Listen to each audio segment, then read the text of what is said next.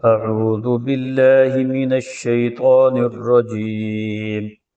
بسم الله الرحمن الرحيم. ألف لام ميم. ذلك الكتاب لا ريب فيه هدى للمتقين الذين يؤمنون بالغيب ويقيمون الصلاة ومما رزقناهم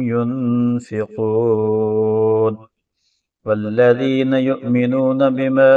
أنزل إليك وما أنزل من قبلك وبالآخرة هم يوقنون أولئك على هدى من ربهم وأولئك هم المفلحون. إن الذين كفروا سواء عليهم أأنذرتهم أم لم تنذرهم لا يؤمنون. ختم الله على قلوبهم وعلى سمعهم وعلى أبصارهم غشاوة ولهم عذاب عظيم. ومن الناس من يقول آمنا بالله وباليوم الآخر وما هم بمؤمنين يخادعون الله والذين آمنوا وما يخدعون إلا أنفسهم وما يشعرون. في قلوبهم مرض فزادهم الله مرضا ولهم عذاب أليم بما كانوا يكذبون. وإذا قيل لهم لا تفسدوا في الأرض قالوا إنما نحن مصلحون ألا إنهم هم المفسدون ولكن لا يشعرون. وإذا قيل لهم آمنوا كما آمن الناس قالوا أنؤمن كما آمن السفهاء ألا إنهم هم السفهاء ولكن لا يعلمون. وإذا لقوا الذين آمنوا قالوا آمنا وإذا خلوا إلى شياطينهم قالوا إنا معكم إنما نحن مستهزئون. الله يستهزئ بهم ويمدهم في طغيانهم يعمهون. أولئك الذين اشتروا الضلالة بالهدى فما ربحت تجارتهم وما كانوا مهتدين. مثلهم كمثل الذي استوقد نارا فلما أضاءت ما حوله ذهب الله بنورهم وتركهم في ظلمات لا يبصرون. صم بكم عمي فهم لا يرجعون. أو كصيب من السماء فيه ظلمات ورعد وبرق يجعلون أصابعهم في آذانهم من الصواعق حذر الموت والله محيط بالكافرين. يكاد البرق يخطف أبصارهم كلما أضاء لهم مشوا فيه وإذا أظلم عليهم قاموا ولو شاء الله لذهب بسمعهم وأبصارهم إن الله على كل شيء قدير.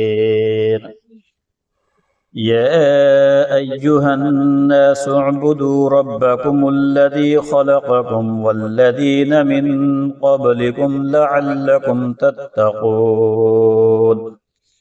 الذي جعل لكم الأرض فراشا والسماء بناء وأنزل من السماء ماء فأخرج به من الثمرات رزقا لكم فلا تجعلوا لله أندادا وأنتم تعلمون.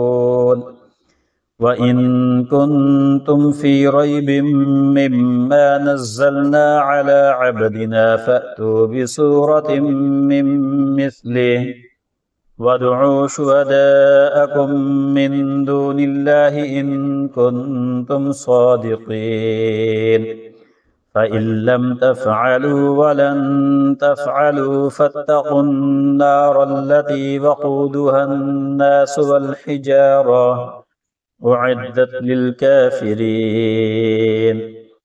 وبشر الذين آمنوا وعملوا الصالحات أن لهم جنات تجري من تحتها الأنهار كلما رزقوا منها من ثمرة رزقا قالوا هذا الذي رزقنا من قبل وأتوا به متشابها ولهم فيها أزواج مطهرة وهم فيها خالدون إن الله لا يستحيي أن يضرب مثلا ما بعوضة فما فوقها فأما الذين آمنوا فيعلمون أنه الحق من ربهم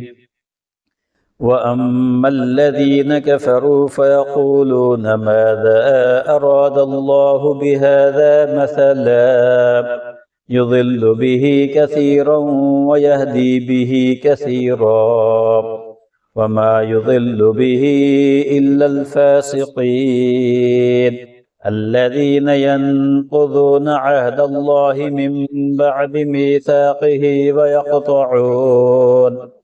ويقطعون ما أمر الله به أن يوصل ويفسدون في الأرض أولئك هم الخاسرون كيف تكفرون بالله وكنتم أمواتا فأحياكم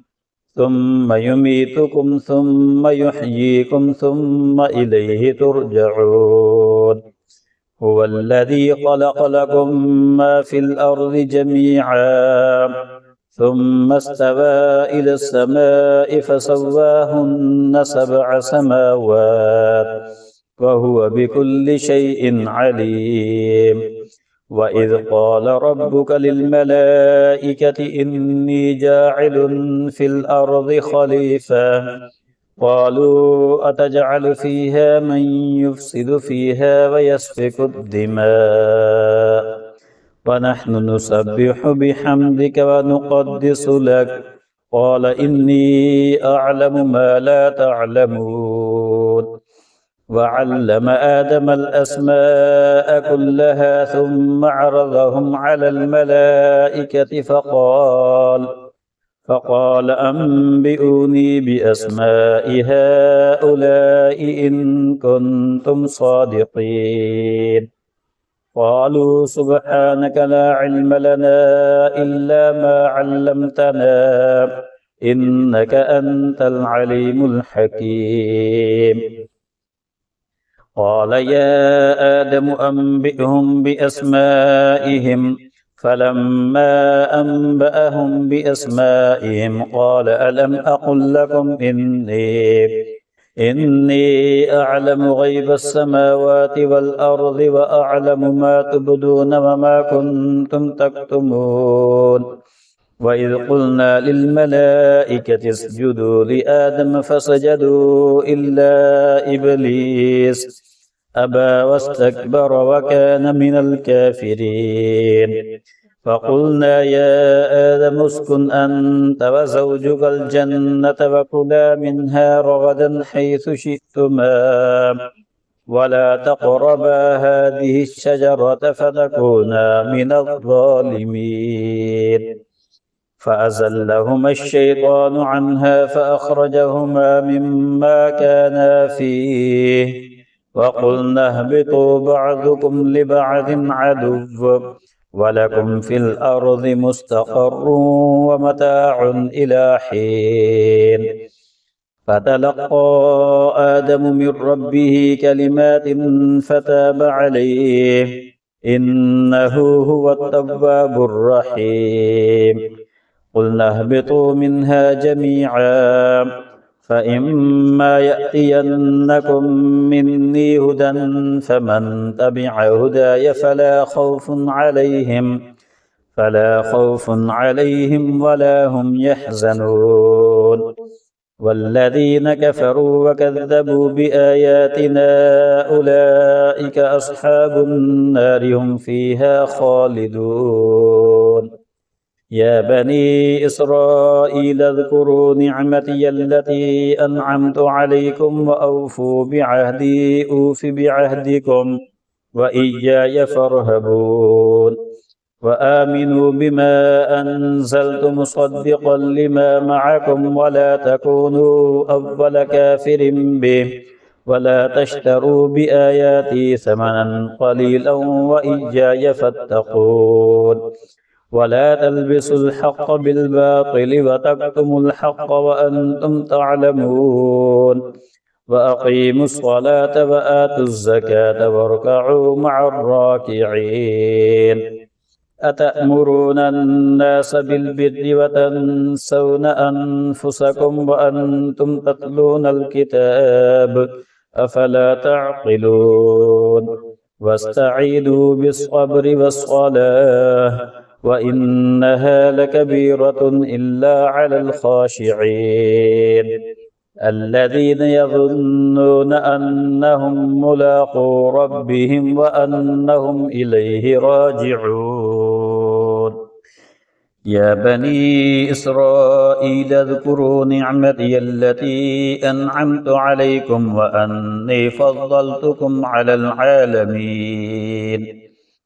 واتقوا يوما لا تجزي نفس عن نفس شيئا ولا يقبل منها شفاعة ولا يؤخذ منها عدل ولا هم ينصرون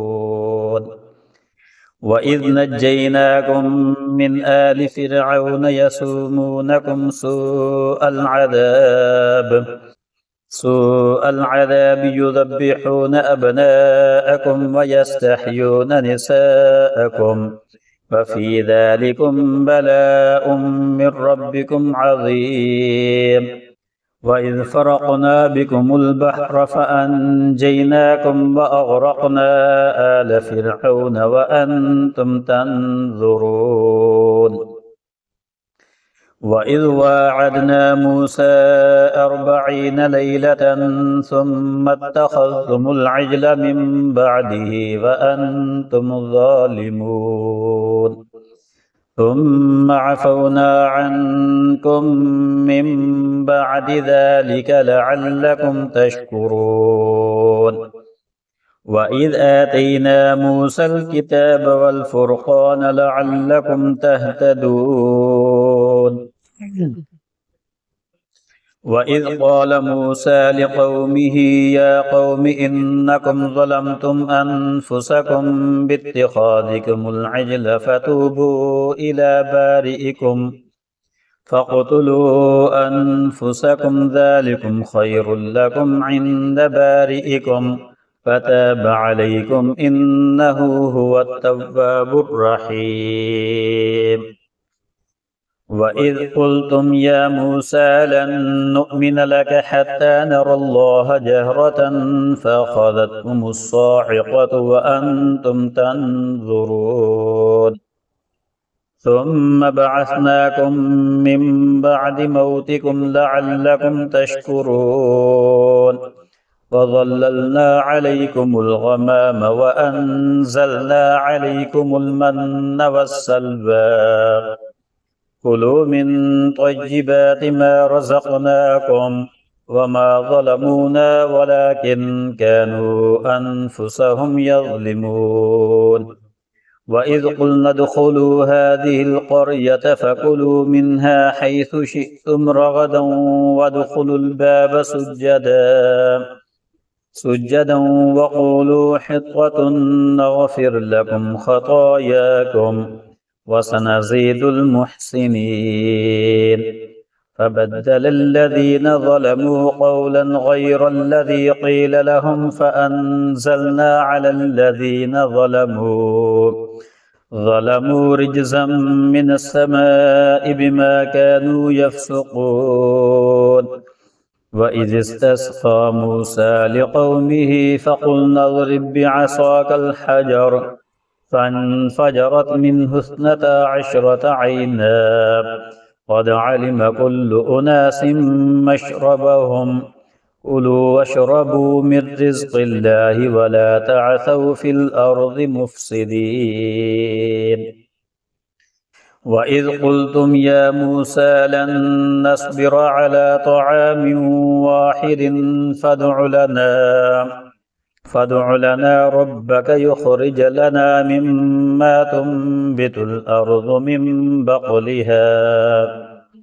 من بقلها وقثائها وفومها وعدسها وبصلها. قال أتستبدلون الذي هو أدنى بالذي هو خير اهبطوا مصرا فإن لكم ما سألتم فضربت عليهم الذلة والمسكنة وباءوا بغضب من الله ذلك بأنهم كانوا يكفرون بآيات الله ويقتلون النبيين بغير الحق ذلك بما عصوا وكانوا يعتدون. إن الذين آمنوا والذين هادوا والنصارى والصابئين من آمن بالله واليوم الآخر وعمل صالحا فلهم أجرهم عند ربهم ولا خوف عليهم ولا هم يحزنون. وإذ أخذنا ميثاقكم ورفعنا فوقكم الطور خذوا ما آتيناكم بقوة واذكروا ما فيه لعلكم تتقون ثم توليتم من بعد ذلك فلولا فضل الله عليكم ورحمته لكنتم من الخاسرين. ولقد علمتم الذين اعتدوا منكم في السبت فقلنا لهم كونوا قردة خاسئين فجعلناها نكالا لما بين يديها وما خلفها وموعظة للمتقين. وإذ قال موسى لقومه إن الله يأمركم أن تذبحوا بقرة قالوا أتتخذنا هزوا قال أعوذ بالله أن أكون من الجاهلين. قالوا ادع لنا ربك يبين لنا ما هي قال إنه يقول إنها بقرة لا فارض ولا بكر عوان بين ذلك فافعلوا ما تؤمرون. قالوا ادع لنا ربك يبين لنا ما لونها قال إنه يقول إنها بقرة صفراء فاقع لونها تسر الناظرين. قالوا ادع لنا ربك يبين لنا ما هي إن البقرة تشابه علينا وإنا إن شاء الله لمهتدون. قال إنه يقول إنها بقرة لا ذلول تثير الأرض ولا تسقي الحرث مسلمة لا شية فيها. قالوا الآن جئت بالحق فذبحوها وما كادوا يفعلون. وإذ قتلتم نفسا فادارأتم فيها والله مخرج ما كنتم تكتمون. فقلنا اضربوه ببعضها كذلك يحيي الله الموتى ويريكم آياته لعلكم تعقلون ثم قست قلوبكم من بعد ذلك فهي كالحجارة أو أشد قسوة وإن من الحجارة لما يتفجر منه الأنهار وإن منها لما يشقق فيخرج منه الماء وإن منها لما يهبط من خشية الله وما الله بغافل عما تعملون أفتطمعون أن يؤمنوا لكم وقد كان فريق منهم يسمعون كلام الله ثم يحرفونه من بعد ما عقلوه وهم يعلمون وإذا لقوا الذين آمنوا قالوا آمنا وإذا خلا بعضهم إلى بعض قالوا أتحدثونهم بما فتح الله عليكم ليحاجوكم به عند ربكم أفلا تعقلون أولا يعلمون أن الله يعلم ما يسرون وما يعلنون ومنهم أميون لا يعلمون الكتاب إلا أماني وإن هم إلا يظنون فويل للذين يكتبون الكتاب بأيديهم ثم يقولون هذا من عند الله ليشتروا به ثمنا قليلا فويل لهم مما كتبت أيديهم وويل لهم مما يكسبون وقالوا لن تمسنا النار إلا أياما معدودة قل أتخذتم عند الله عهدا فلن يخلف الله عهده أم تقولون على الله ما لا تعلمون بلى من كسب سيئة وأحاطت به خطيئته فأولئك أصحاب النار هم فيها خالدون والذين آمنوا وعملوا الصالحات أولئك أصحاب الجنة هم فيها خالدون وإذ أخذنا ميثاق بني إسرائيل لا تعبدون إلا الله وبالوالدين إحسانا وذي القربى واليتامى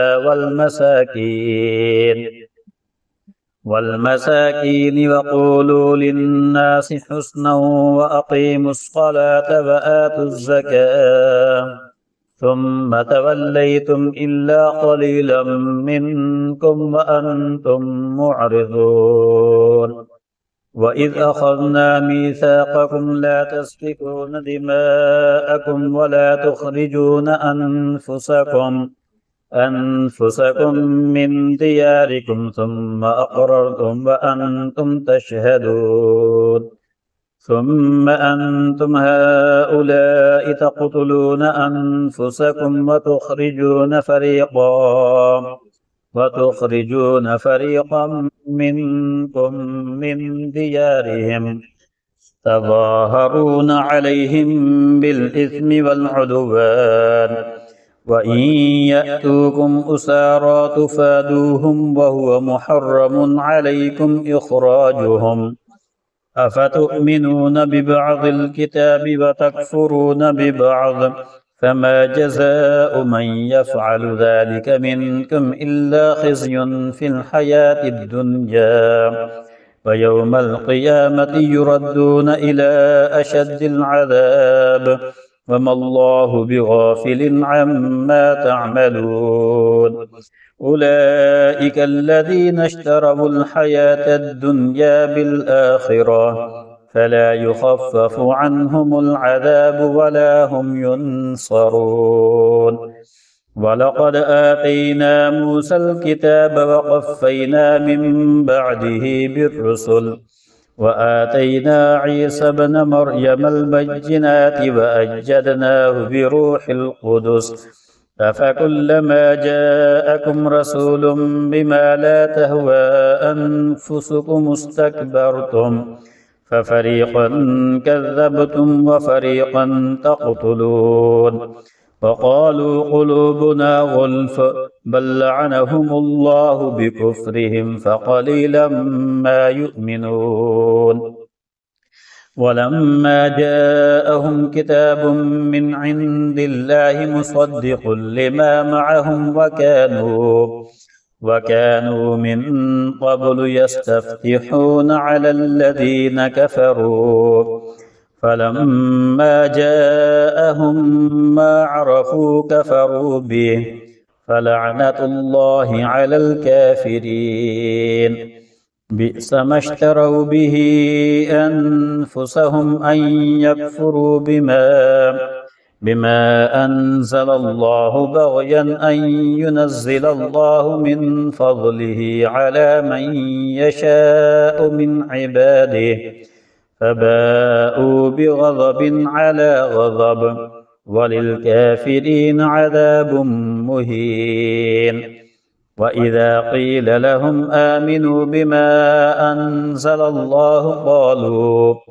قالوا نؤمن بما أنزل علينا ويكفرون بما وراءه وهو الحق مصدقا لما معهم قل فلم تقتلون أنبياء الله من قبل إن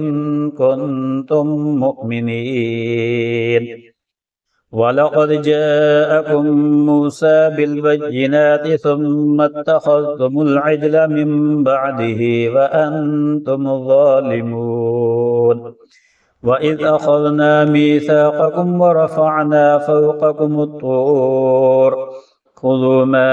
آتيناكم بقوة واسمعوا قالوا سمعنا وعصينا وأشربوا في قلوبهم العجل بكفرهم قل بئس ما يأمركم به إيمانكم إن كنتم مؤمنين قل إن كانت لكم الدار الآخرة عند الله خالصة من دون الناس فتمنوا الموت إن كنتم صادقين ولن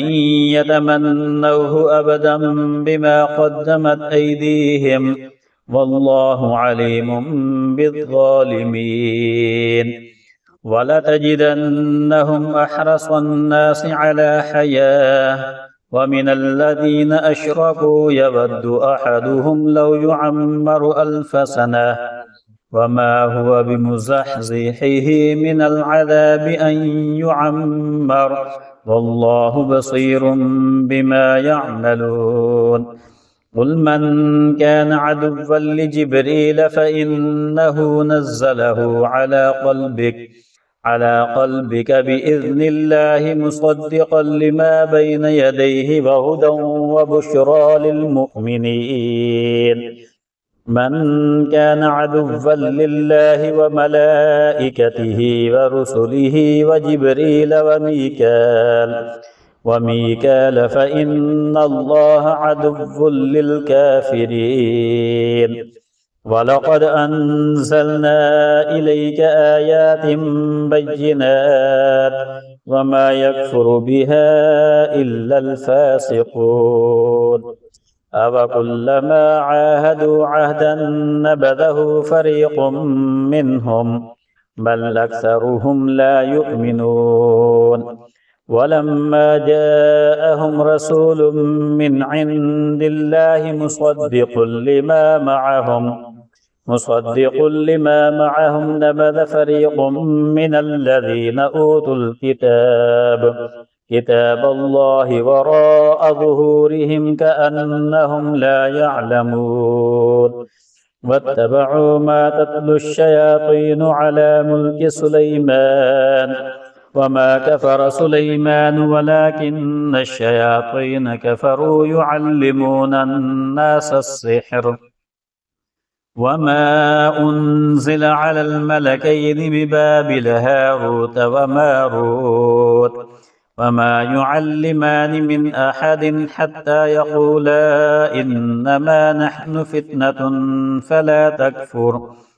فيتعلمون منهما ما يفرقون به بين المرء وزوجه وما هم بضارين به من أحد إلا بإذن الله ويتعلمون ما يضرهم ولا ينفعهم ولقد علموا لمن اشتراه ما له في الآخرة من خلاق ولبئس ما شروا به أنفسهم لو كانوا يعلمون ولو أنهم آمنوا واتقوا لمثوبة من عند الله خير لو كانوا يعلمون يا أيها الذين آمنوا لا تقولوا راعنا وقولوا انظرنا واسمعوا وللكافرين عذاب أليم ما يود الذين كفروا من أهل الكتاب ولا المشركين أن ينزل عليكم من خير من ربكم والله يختص برحمته من يشاء والله ذو الفضل العظيم ما ننسخ من آية أو ننسها نأت بخير منها أو مثلها ألم تعلم أن الله على كل شيء قدير ألم تعلم أن الله له ملك السماوات والأرض وما لكم من دون الله من ولي ولا نصير أم تريدون أن تسألوا رسولكم كما سئل موسى من قبل ومن يتبدل الكفر بالإيمان فقد ضل سواء السبيل ود كثير من أهل الكتاب لو يردونكم من بعد إيمانكم كفارا حسدا من عند أنفسهم من بعد ما تبين لهم الحق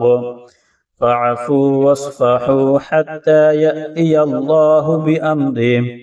إن الله على كل شيء قدير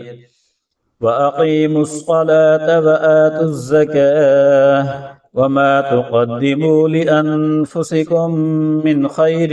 تجدوه عند الله إن الله بما تعملون بصير وقالوا لن يدخل الجنة إلا من كان هودا أو نصارى تلك أمانيهم قل هاتوا برهانكم إن كنتم صادقين بلى من أسلم وجهه لله وهو محسن فله أجره عند ربه ولا خوف عليهم ولا هم يحزنون وقالت اليهود ليست النصارى على شيء وقالت النصارى ليست اليهود على شيء وهم يتلون الكتاب كذلك قال الذين لا يعلمون مثل قولهم فالله يحكم بينهم يوم القيامة فيما كانوا فيه يختلفون ومن أظلم ممن منع مساجد الله أن يذكر فيها اسمه وسعى في خرابها أولئك ما كان لهم أن يدخلوها إلا خائفين لهم في الدنيا خزي ولهم في الآخرة عذاب عظيم ولله المشرق والمغرب فأينما تولوا فثم وجه الله إن الله واسع عليم وقالوا اتخذ الله ولدا سبحانه بل له ما في السماوات والأرض كل له قانتون بديع السماوات والأرض وإذا قضى أمرا فإنما يقول له كن فيكون وقال الذين لا يعلمون لولا يكلمنا الله أو تأتينا آية كذلك قال الذين من قبلهم مثل قولهم تشابهت قلوبهم قد بينا الآيات لقوم يوقنون إنا أرسلناك بالحق بشيرا ونذيرا ولا تسأل عن أصحاب الجحيم ولن ترضى عنك اليهود ولا النصارى حتى تتبع ملتهم قل إن هدى الله هو الهدى ولئن اتبعت أهواءهم بعد الذي جاءك من العلم ما لك من الله من ولي ولا نصير الذين آتيناهم الكتاب يتلونه حق تلاوته أولئك يؤمنون به ومن يكفر به فأولئك هم الخاسرون يا بني إسرائيل اذكروا نعمتي التي أنعمت عليكم وأني فضلتكم على العالمين واتقوا يوما لا تجزي نفس عن نفس شيئا ولا يقبل منها عدل ولا تنفعها شفاعة ولا هم ينصرون وإذ ابتلى إبراهيم ربه بكلمات فأتمهن قال إني جاعلك للناس إماما قال ومن ذريتي قال لا ينال عهد الظالمين وإذ جعلنا البيت مثابة للناس وأمنا واتخذوا من مقام إبراهيم مصلى وعهدنا إلى إبراهيم وإسماعيل أن طهرا بيتي للطائفين والعاكفين والركع السجود وإذ قال إبراهيم رب اجعل هذا بلدا آمنا وارزق أهله من الثمرات من آمن منهم بالله واليوم الآخر قال ومن كفر فأمتعه قليلا ثم أضطره إلى عذاب النار وبئس المصير وإذ يرفع إبراهيم القواعد من البيت وإسماعيل ربنا تقبل منا إنك أنت السميع العليم ربنا واجعلنا مسلمين لك ومن ذريتنا أمة مسلمة لك وأرنا مناسكنا وتب علينا إنك أنت التواب الرحيم ربنا وابعث فيهم رسولا منهم يتلو عليهم آياتك ويعلمهم الكتاب والحكمة ويزكيهم إنك أنت العزيز الحكيم ومن يرغب عن ملة إبراهيم إلا من سفه نفسه ولقد اصطفيناه في الدنيا وإنه في الآخرة لمن الصالحين إذ قال له ربه أسلم قال أسلمت لرب العالمين فوصى بها إبراهيم بنيه ويعقوب يا بني إن الله اصطفى لكم الدين فلا تموتن إلا وأنتم مسلمون أم كنتم شهداء إذ حضر يعقوب الموت إذ قال لبنيه ما تعبدون من بعدي قالوا نعبد إلهك وإله آبائك إبراهيم وإسماعيل وإسحاق إلها واحدا ونحن له مسلمون تلك أمة قد خلت لها ما كسبت ولكم ما كسبتم ولا تسألون عما كانوا يعملون وقالوا كونوا هودا أو نصارى تهتدوا قل بل ملة إبراهيم حنيفا وما كان من المشركين قولوا آمنا بالله وما أنزل إلينا وما أنزل إلى إبراهيم وإسماعيل وإسحاق ويعقوب والأسباط وما أوتي موسى وعيسى وما أوتي النبيون من ربهم لا نفرق بين أحد منهم ونحن له مسلمون فإن آمنوا بمثل ما آمنتم به فقد اهتدوا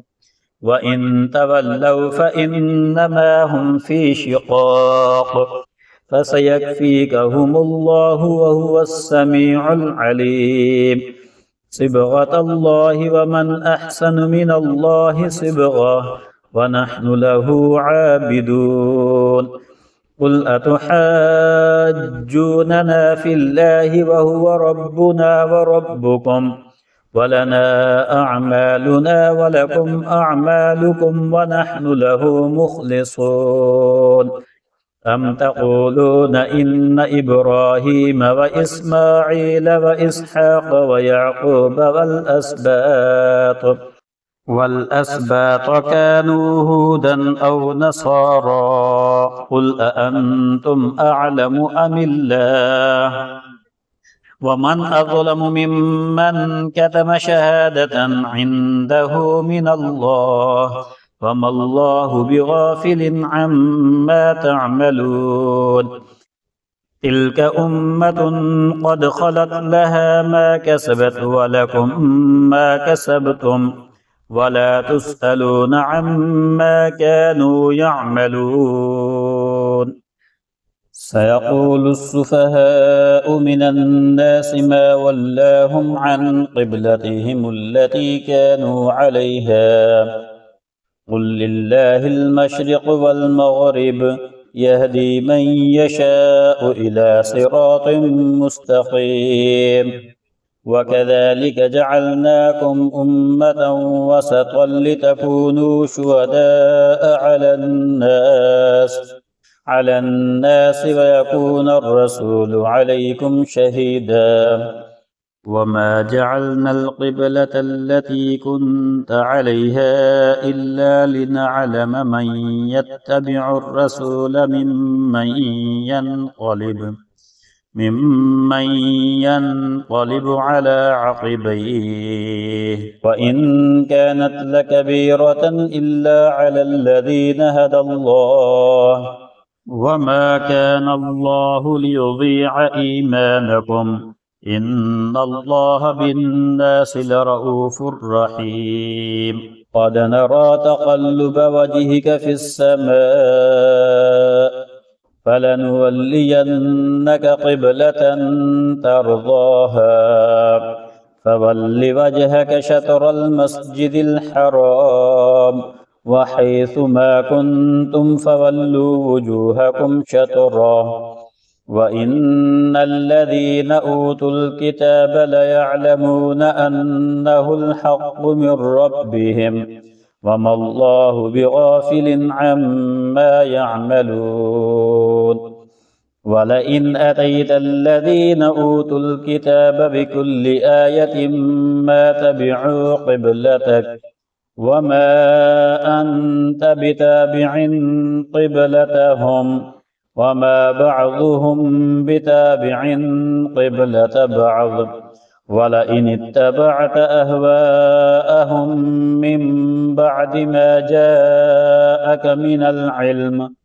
من العلم إنك إذا لمن الظالمين الذين آتيناهم الكتاب يعرفونه كما يعرفون أبناءهم وإن فريقا منهم ليكتمون الحق وهم يعلمون الحق من ربك فلا تكونن من الممترين ولكل وجهة هو موليها فاستبقوا الخيرات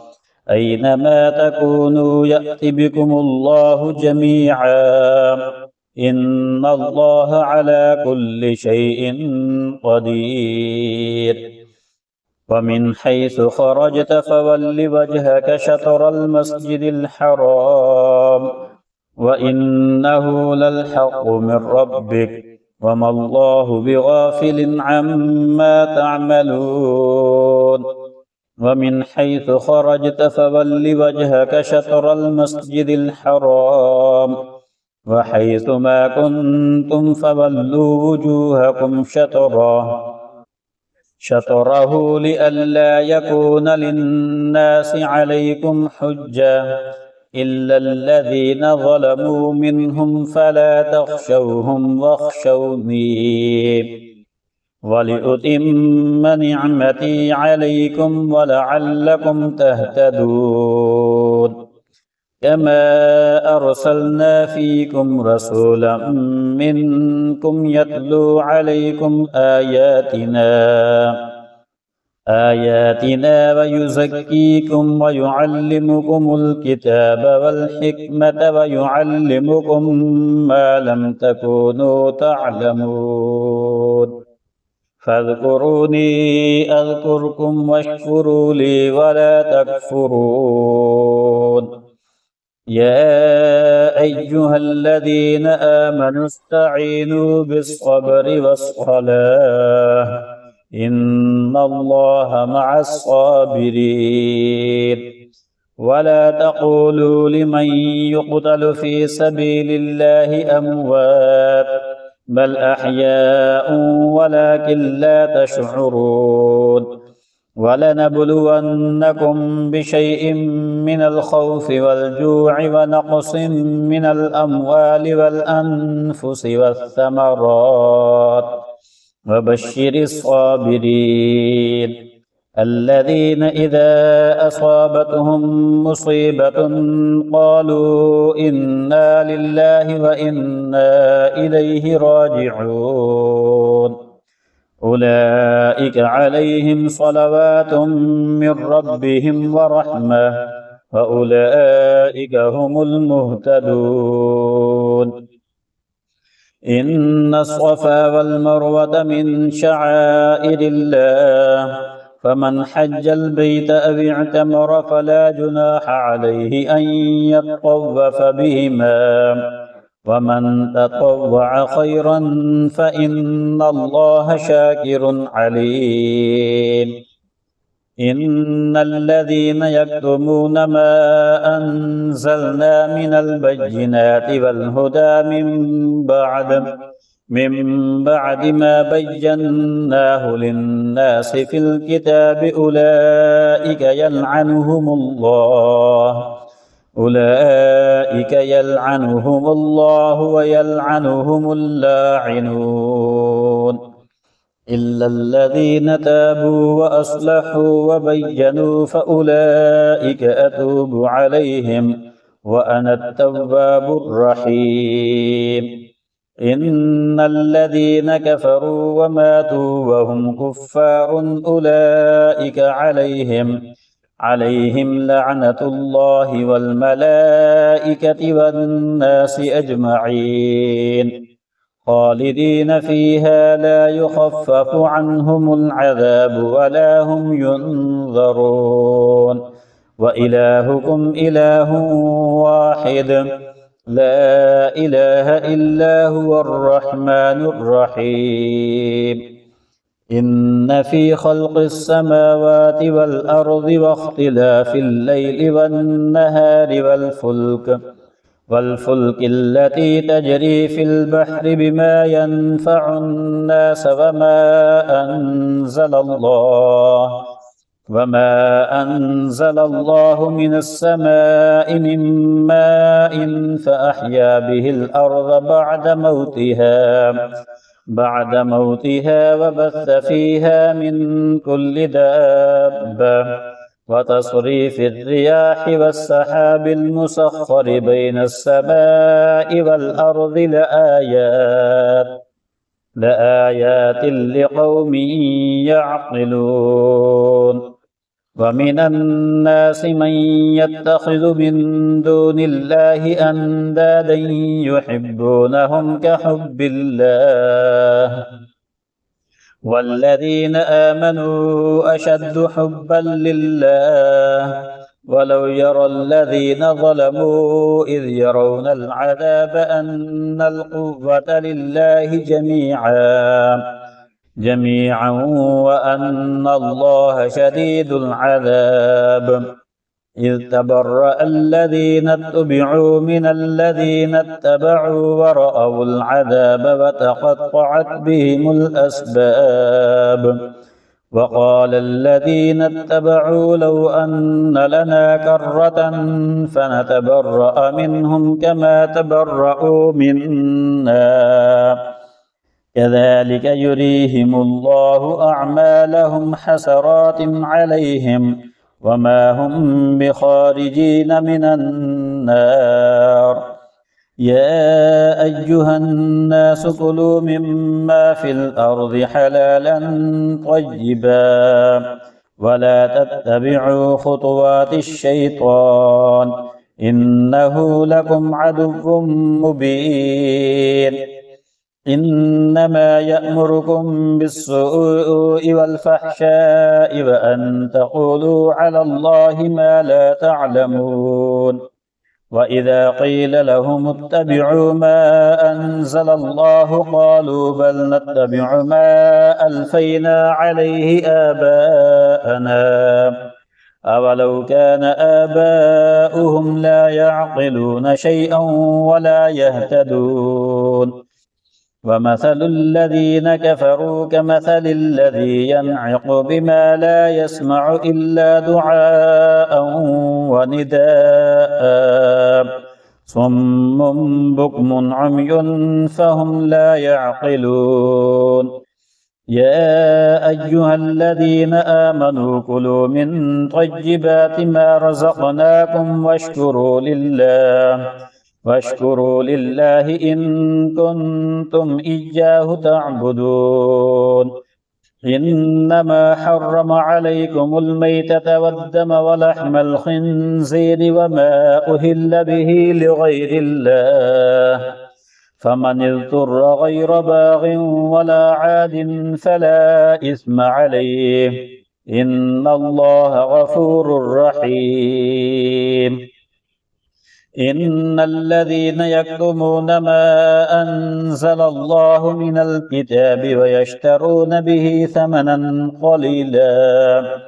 ثمنا قليلا أولئك ما يأكلون في بطونهم إلا النار ولا يكلمهم الله يوم القيامة ولا يزكيهم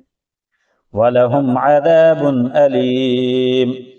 أولئك الذين اشتروا الضلالة بالهدى والعذاب بالمغفرة فما أصبرهم على النار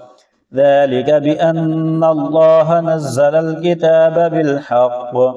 وإن الذين اختلفوا في الكتاب لفي شقاق بعيد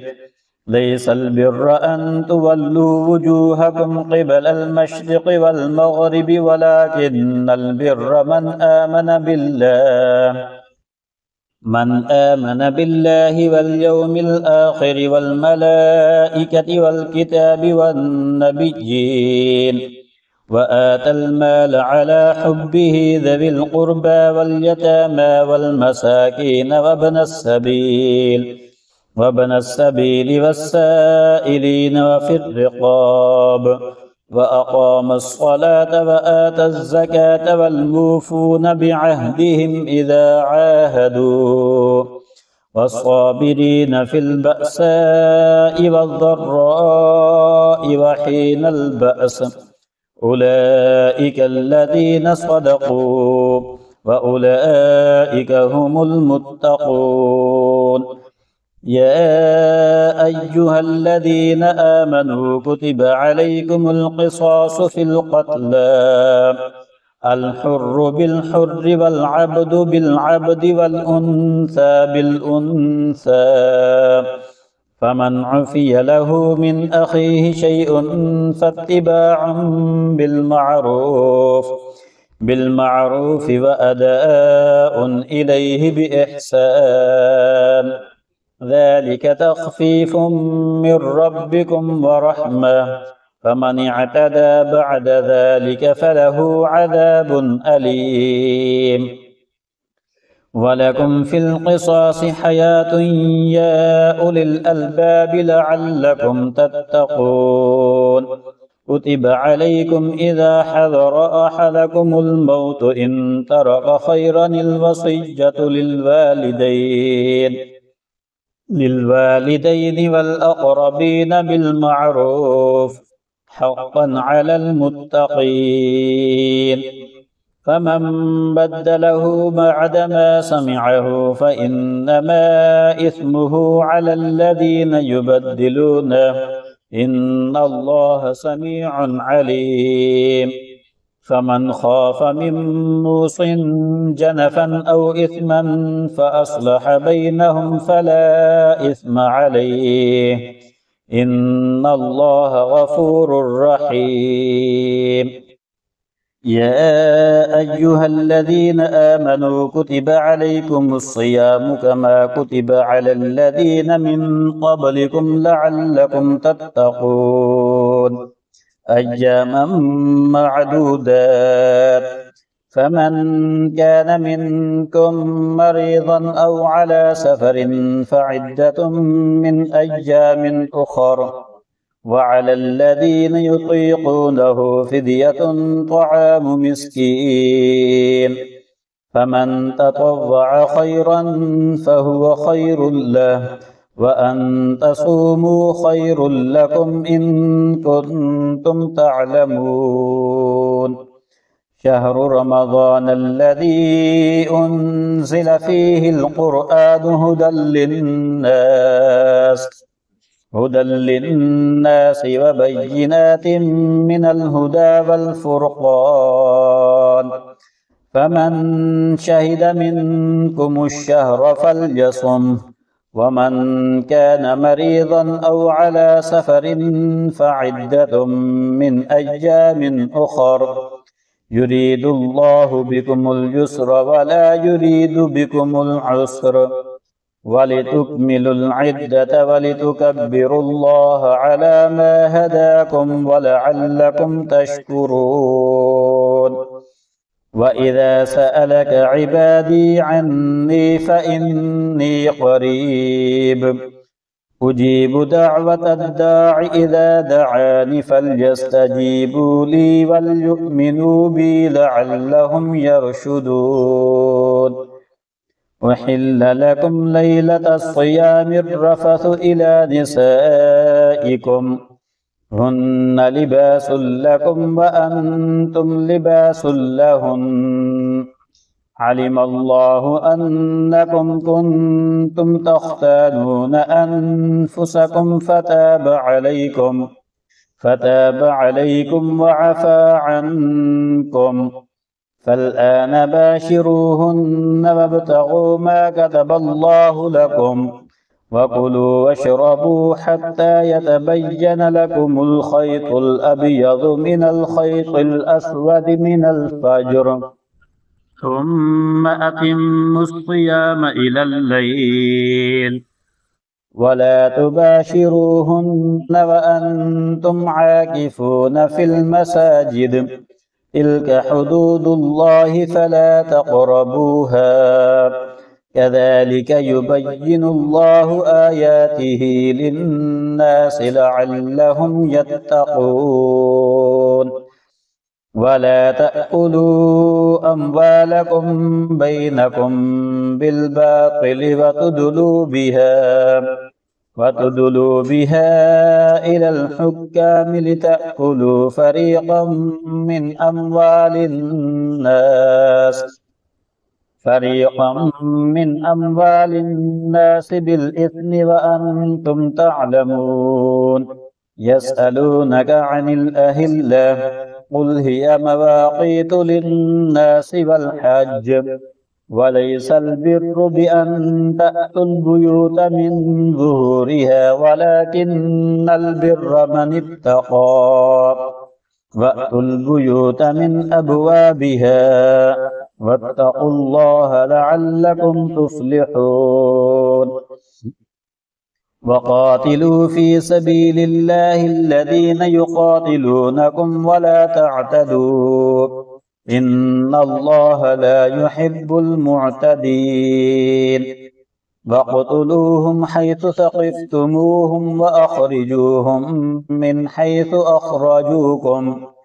من حيث أخرجوكم والفتنة أشد من القتل ولا تقاتلوهم عند المسجد الحرام حتى يقاتلوكم فيه فإن قاتلوكم فاقتلوهم كذلك جزاء الكافرين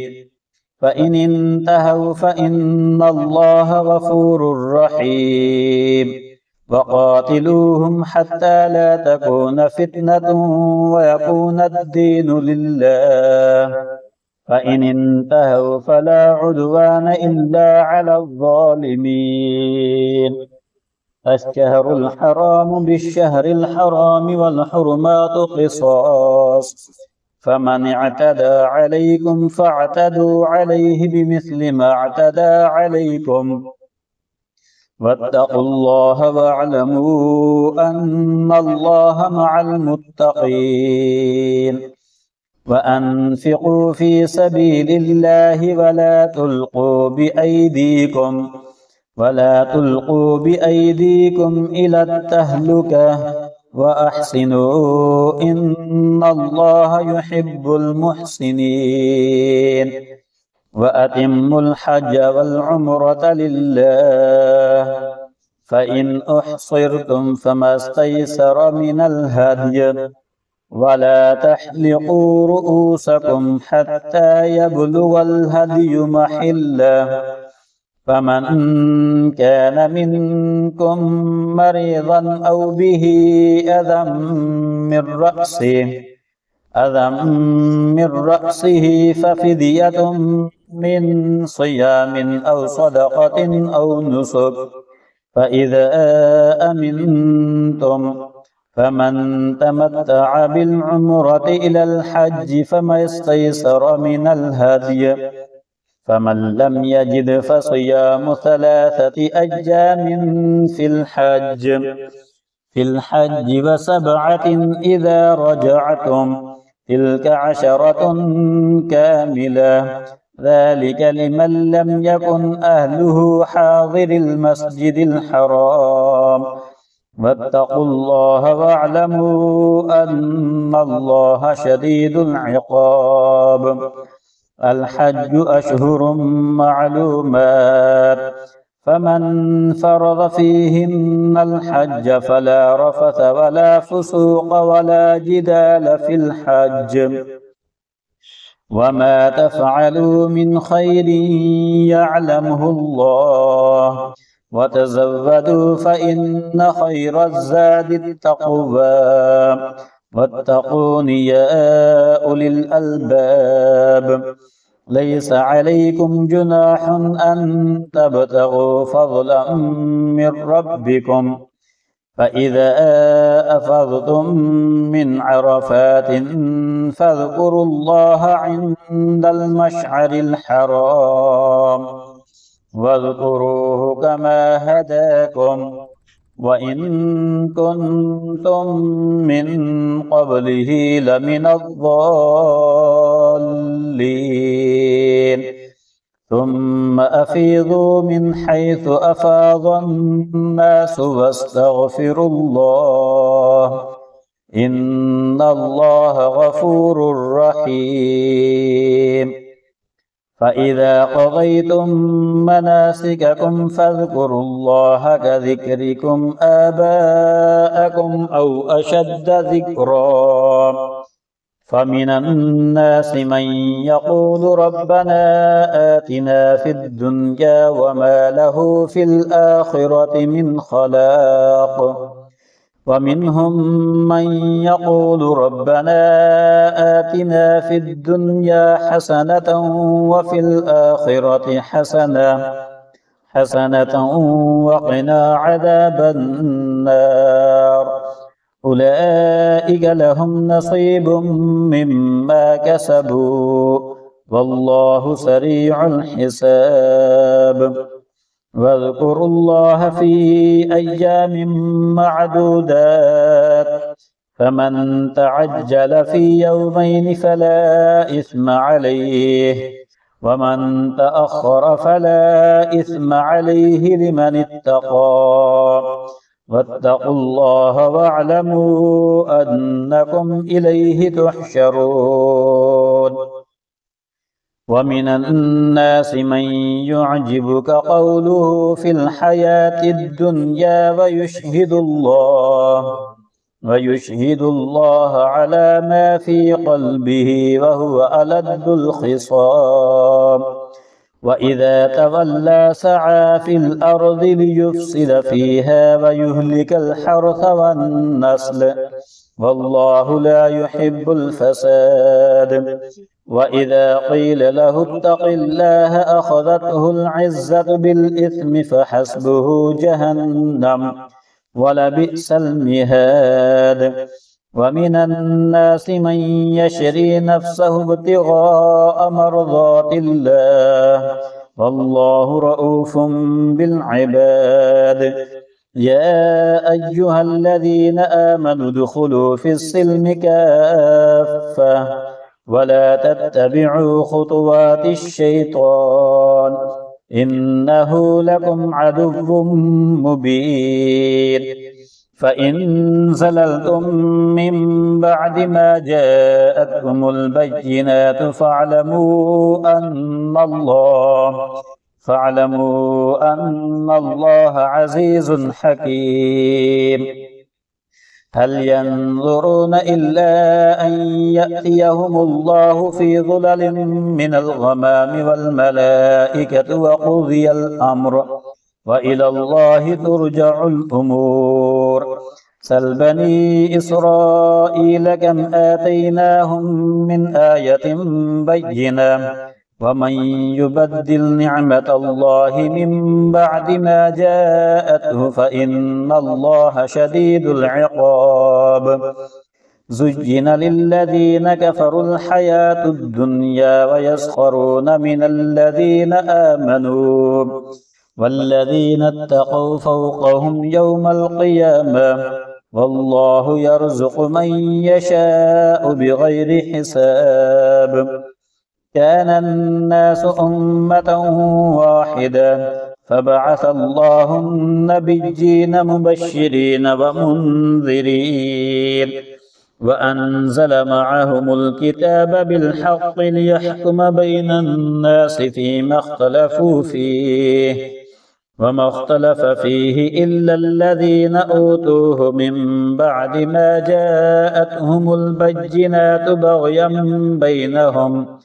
فهدى الله الذين آمنوا لما اختلفوا فيه من الحق بإذنه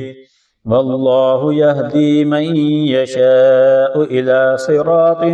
مستقيم. أم حسبتم أن تدخلوا الجنة ولما يأتكم مثل الذين خلوا من قبلكم مستهم البأساء والضراء وزلزلوا حتى يقول الرسول والذين آمنوا معه متى نصر الله ألا إن نصر الله قريب. يسألونك ماذا ينفقون قل ما أنفقتم من خير فللوالدين والأقربين واليتامى والمساكين وابن السبيل وما تفعلوا من خير فإن الله به عليم. كتب عليكم القتال وهو كره لكم وعسى أن تكرهوا شيئا وهو خير لكم وعسى أن تحبوا شيئا وهو شر لكم والله يعلم وأنتم لا تعلمون. يسألونك عن الشهر الحرام قتال فيه قل قتال فيه كبير وصد عن سبيل الله وكفر به والمسجد الحرام وإخراج أهله منه أكبر عند الله والفتنة أكبر من القتل ولا يزالون يقاتلونكم حتى يردوكم عن دينكم إن استطاعوا ومن يرتد منكم عن دينه فيمت وهو كافر فأولئك حبطت أعمالهم في الدنيا والآخرة وأولئك أصحاب النار هم فيها خالدون. إن الذين آمنوا والذين هاجروا وجاهدوا في سبيل الله أولئك يرجون رحمة الله والله غفور رحيم. يسألونك عن الخمر والميسر قل فيهما إثم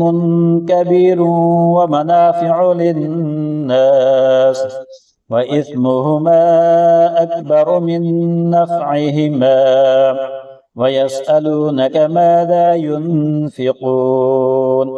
قل العفو كذلك يبين الله لكم الآيات لعلكم تتفكرون في الدنيا والآخرة. ويسألونك عن اليتامى قل إصلاح لهم خير وإن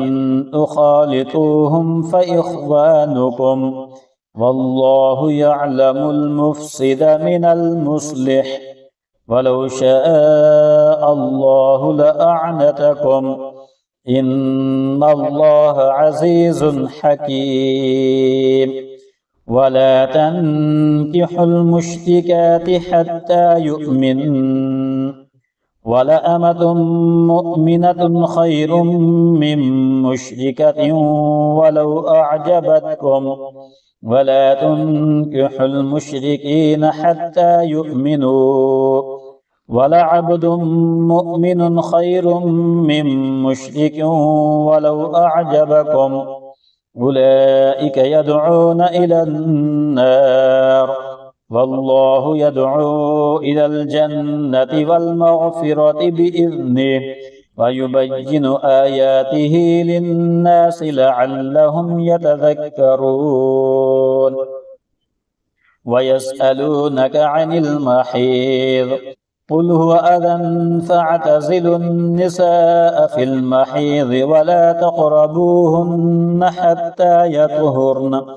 فإذا تطهرن فأتوهن من حيث أمركم الله إن الله يحب التوابين ويحب المتطهرين نساؤكم حرث لكم فأتوا حرثكم أنى شئتم وقدموا لأنفسكم واتقوا الله واعلموا أنكم ملاقوه وبشر المؤمنين ولا تجعلوا الله عرضة لأيمانكم أن تبروا وتتقوا وتصلحوا بين الناس والله سميع عليم لا يؤاخذكم الله باللغو في أيمانكم ولكن يؤاخذكم بما كسبت قلوبكم والله غفور حليم للذين يؤلون من نسائهم تربص 4 أشهر فإن فاءوا فإن الله غفور رحيم وإن عزموا الطلاق فإن الله سميع عليم والمطلقات يتربصن بأنفسهن 3 قروء ولا يحل لهن أن يكتمن ما خلق الله في أرحامهن إن كن يؤمن بالله واليوم الآخر وبعولتهن أحق بردهن في ذلك إن أرادوا إصلاحا ولهن مثل الذي عليهن بالمعروف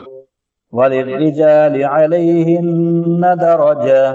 والله عزيز حكيم الطلاق 2 مرتان فإمساك بمعروف أو تسريح بإحسان ولا يحل لكم أن تأخذوا مما آتيتموهن شيئا إلا أن يخافا ألا يقيما حدود الله فإن خفتم ألا يقيما حدود الله فلا جناح عليهما فيما افتدت به تلك حدود الله فلا تعتدوها ومن يتعد حدود الله فأولئك هم الظالمون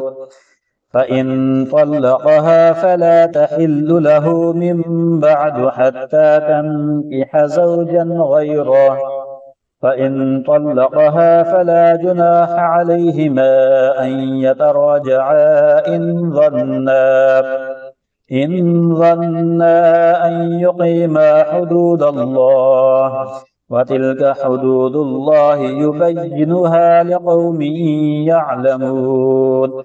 وإذا طلقتم النساء فبلغن أجلهن فأمسكوهن بمعروف أو سرحوهن بمعروف ولا تمسكوهن ضرارا لتعتدوا ومن يفعل ذلك فقد ظلم نفسه ولا تتخذوا آيات الله هزوا واذكروا نعمة الله عليكم وما أنزل عليكم من الكتاب والحكمة يعظكم به واتقوا الله واعلموا أن الله بكل شيء عليم وإذا طلقتم النساء فبلغن أجلهن فلا تعضلوهن أن ينكحن أزواجهن إذا تراضوا بينهم بالمعروف، ذلك يوعظ به من كان منكم يؤمن بالله واليوم الآخر، ذلكم أزكى لكم وأطهر، والله يعلم وأنتم لا تعلمون. والوالدات يرضعن أولادهن حولين كاملين لمن أراد أن يتم الرضاعة، وعلى المولود له رزقهن وكسوتهن بالمعروف، لا تكلف نفس إلا وسعها، لا تضار والدة بولدها ولا مولود له بولده، وعلى الوارث مثل ذلك، فإن أرادا فصالا عن تراض منهما وتشاور فلا جناح عليهما. وإن أردتم أن تسترضعوا أولادكم فلا جناح عليكم إذا سلمتم ما آتيتم بالمعروف، واتقوا الله واعلموا أن الله بما تعملون بصير. والذين يتوفون منكم ويذرون أزواجا يتربصن بأنفسهن 4 أشهر وعشرا، فإذا بلغن أجلهن فلا جناح عليكم فيما فعلن في أنفسهن بالمعروف، والله بما تعملون خبير. ولا جناح عليكم فيما عرضتم به من خطبة النساء أو أكننتم في أنفسكم، علم الله أنكم ستذكرونهن ولكن لا تواعدوهن سرا إلا أن تقولوا قولا معروفا، ولا تعزموا عقدة النكاح حتى يبلغ الكتاب أجله، واعلموا أن الله يعلم ما في أنفسكم فاحذروه، واعلموا أن الله غفور حليم. لا جناح عليكم إن طلقتم النساء ما لم تمسوهن أو تفرضوا لهن فريضة، ومتعوهن على الموسع قدره وعلى المقتر قدره متاعا بالمعروف حقا على المحسنين. وإن طلقتموهن من قبل أن تمسوهن وقد فرضتم لهن فريضة فنصف ما فرضتم إلا أن يعفون أو يعفو الذي بيده عقدة النكاح، وأن تعفوا أقرب للتقوى، ولا تنسوا الفضل بينكم، إن الله بما تعملون بصير. حافظوا على الصلوات والصلاة الوسطى وقوموا لله قانتين، فإن خفتم فرجالا أو ركبانا، فإذا أمنتم فاذكروا الله كما علمكم ما لم تكونوا تعلمون. والذين يتوفون منكم ويذرون أزواجا وصية لأزواجهم متاعا إلى الحول غير إخراج، فإن خرجن فلا جناح عليكم فيما فعلن في أنفسهن من معروف، والله عزيز حكيم. وللمطلقات متاع بالمعروف حقا على المتقين. كذلك يبين الله لكم آياته لعلكم تعقلون ألم تر إلى الذين خرجوا من ديارهم وهم ألوف حذر الموت فقال لهم الله موتوا ثم أحياهم إن الله لذو فضل على الناس ولكن أكثر الناس لا يشكرون وقاتلوا في سبيل الله واعلموا أن الله سميع عليم من ذا الذي يقرض الله قرضا حسنا فيضاعفه له أضعافا كثيرة والله يقبض ويبسط وإليه ترجعون ألم تر إلى الملأ من بني إسرائيل من بعد موسى إذ قالوا لنبي له ابعث لنا ملكا نقاتل في سبيل الله قال هل عسيتم إن كتب عليكم القتال ألا تقاتلوا قالوا وما لنا ألا نقاتل في سبيل الله وقد أخرجنا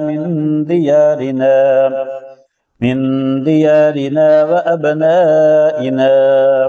فلما كتب عليهم القتال تولوا إلا قليلا منهم والله عليم بالظالمين وقال لهم نبيهم إن الله قد بعث لكم طالوت ملكا قالوا أنى يكون له الملك علينا ونحن أحق بالملك منه ولم يؤت سعة من المال قال إن الله اصطفاه عليكم وزاده بسطة في العلم والجسم والله يؤتي ملكه من يشاء والله واسع عليم وقال لهم نبيهم إن آية ملكه أن يأتيكم التابوت فيه سكينة من ربكم وبقية مما ترك آل موسى وآل هارون تحمله الملائكة إن في ذلك لآية لكم إن كنتم مؤمنين فلما فصل طالوت بالجنود قال إن الله مبتليكم بنهر فمن شرب منه فليس مني ومن لم يطعمه فإنه مني إلا من اغترف غرفة بيده فشربوا منه إلا قليلا منهم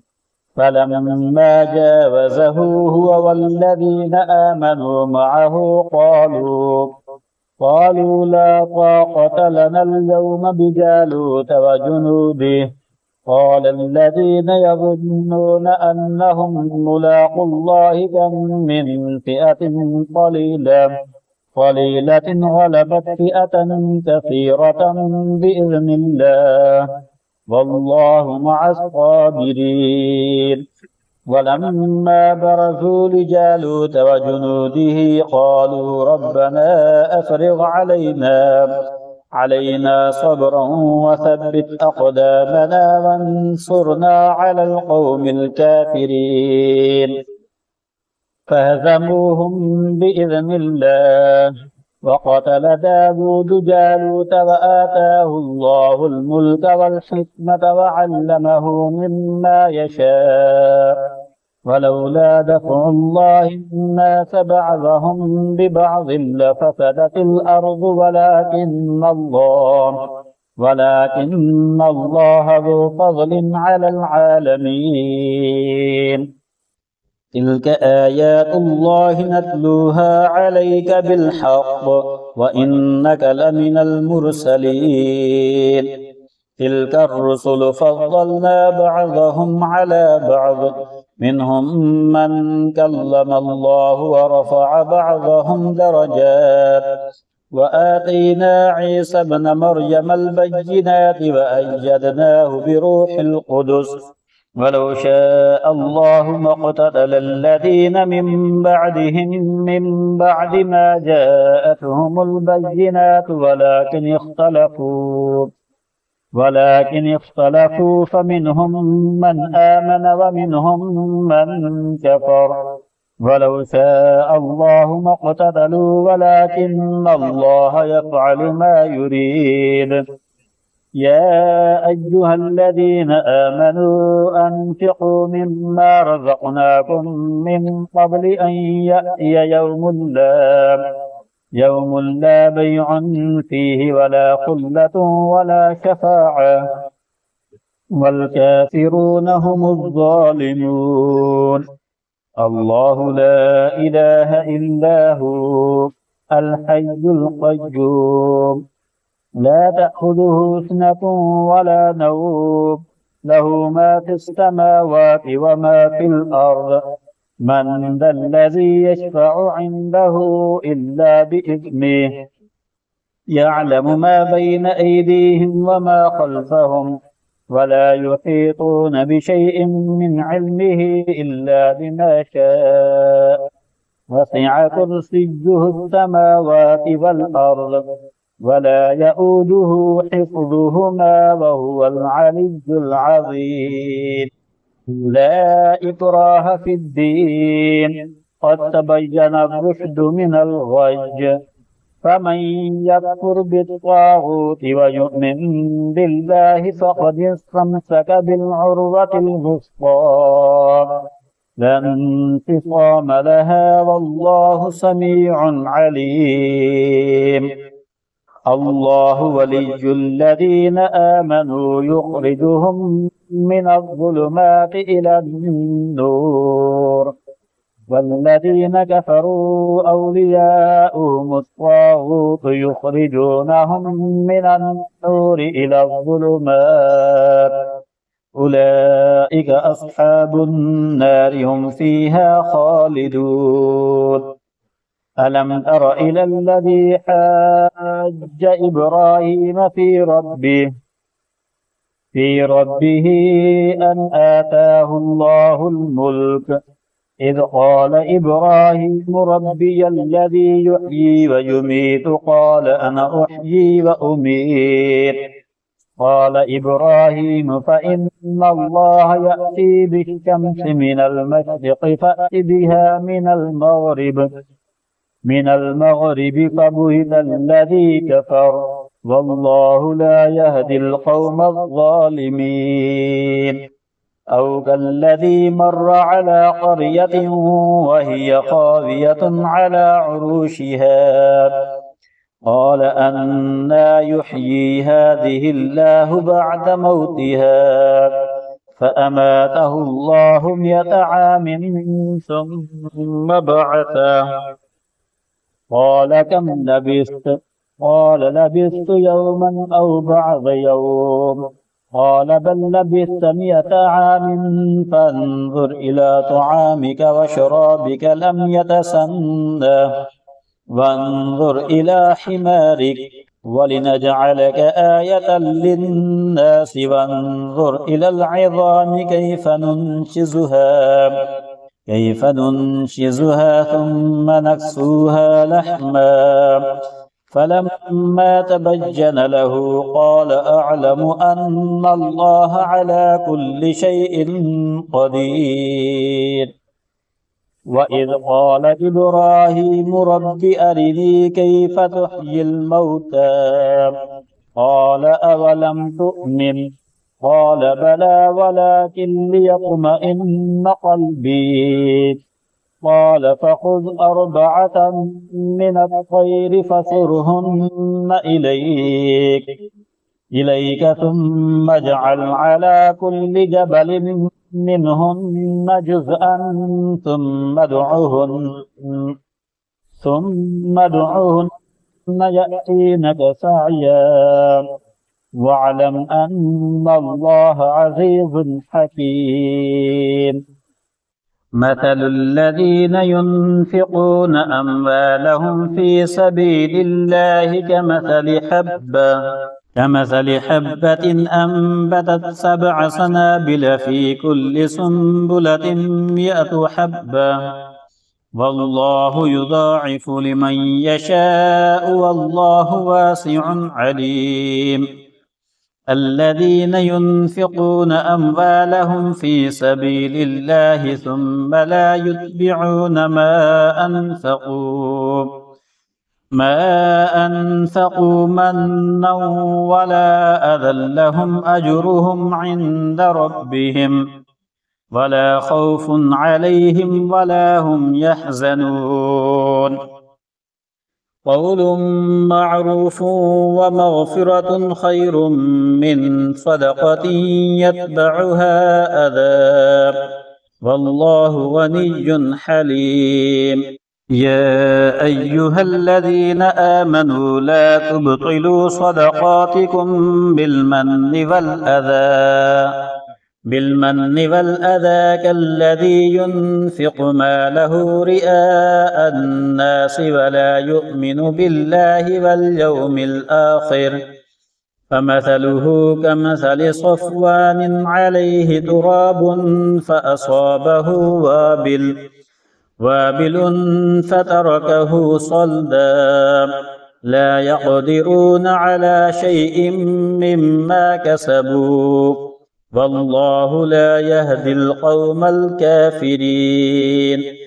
ومثل الذين ينفقون أموالهم ابتغاء مرضات الله وتثبيتا من أنفسهم كمثل جنة بربوة أصابها وابل فآتت أكلها ضعفين فإن لم يصبها وابل فطل والله بما تعملون بصير. أيود أحدكم أن تكون له جنة من نخيل وأعناب تجري من تحتها الأنهار له فيها من كل الثمرات وأصابه الكبر وله ذرية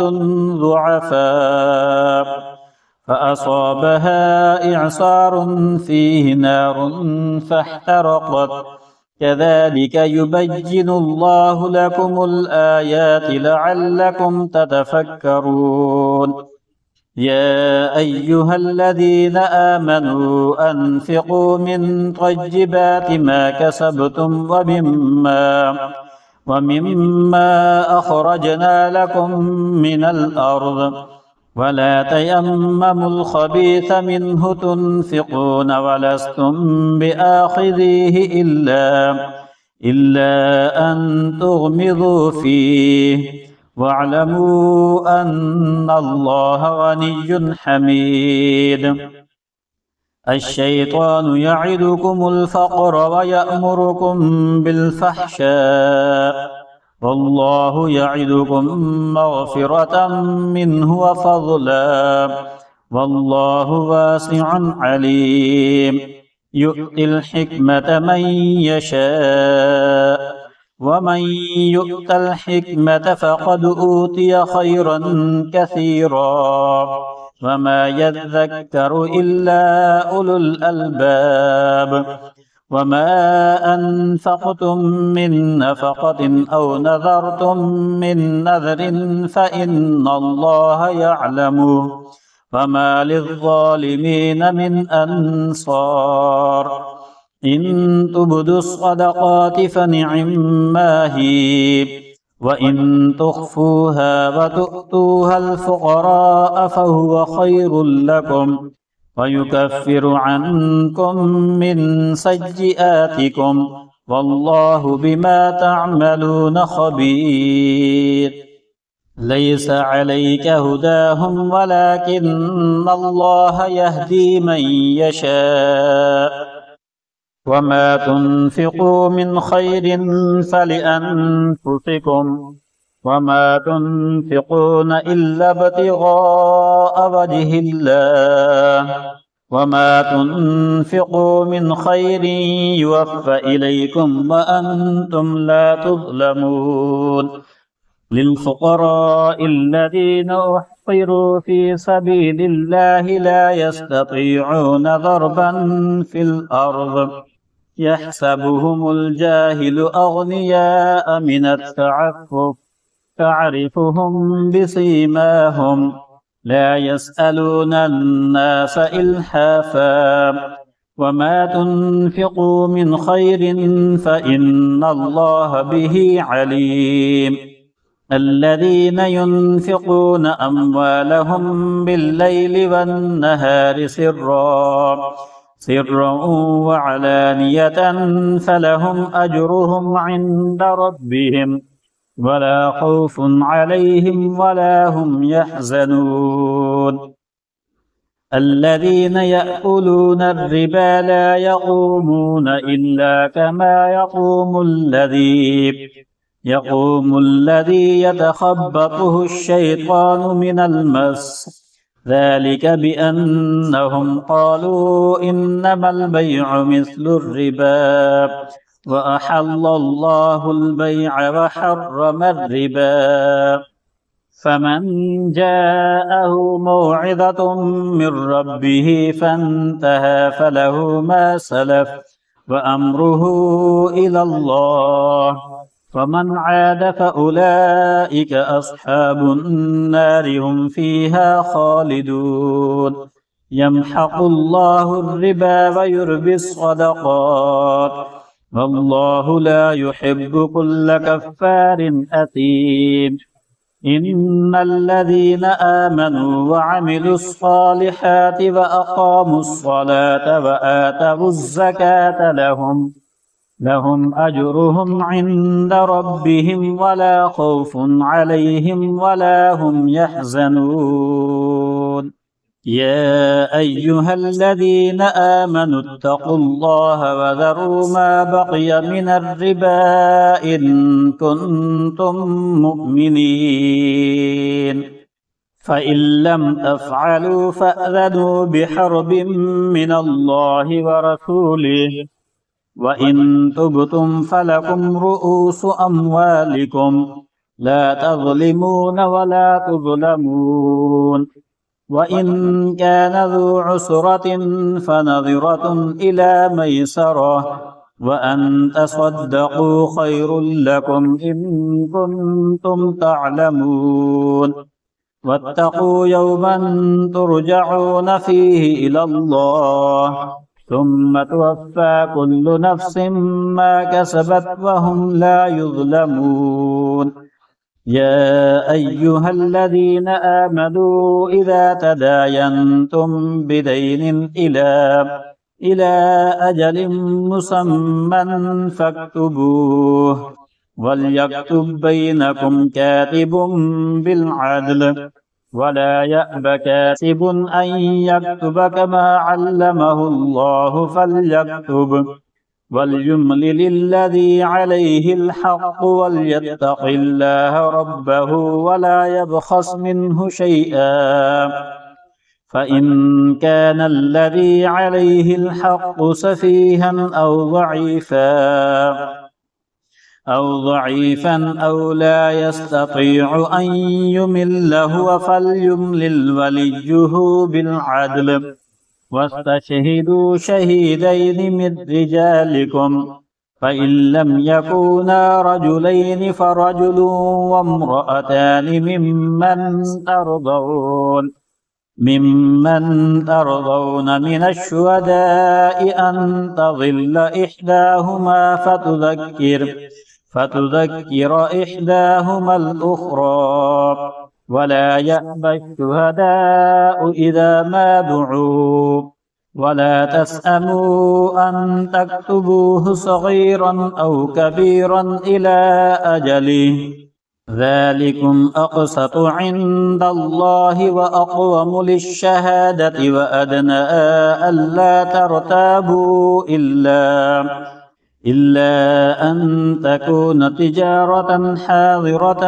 تديرونها بينكم فليس عليكم جناح ألا تكتبوها،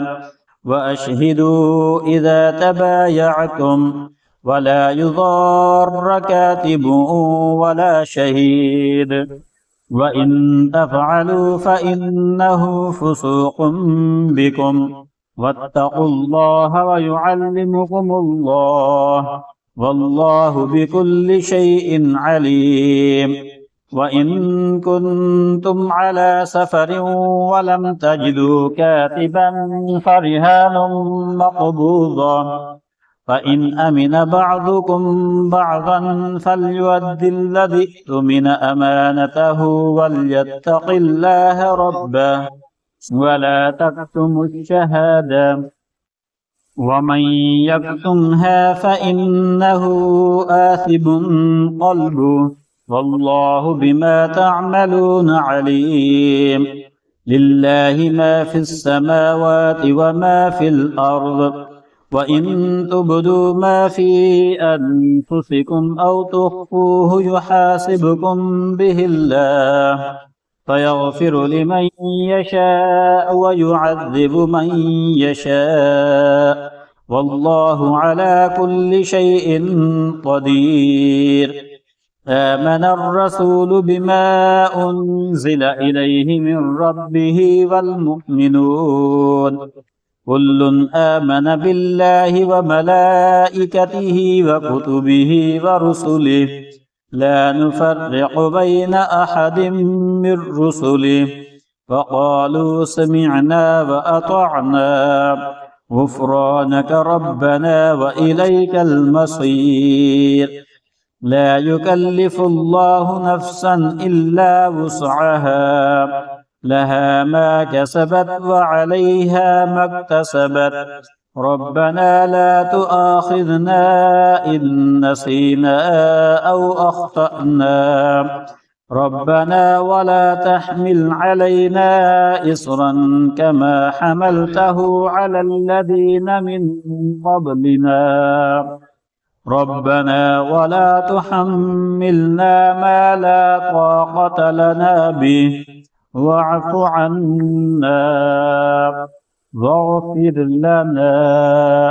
وارحمنا، أنت مولانا فانصرنا على القوم الكافرين.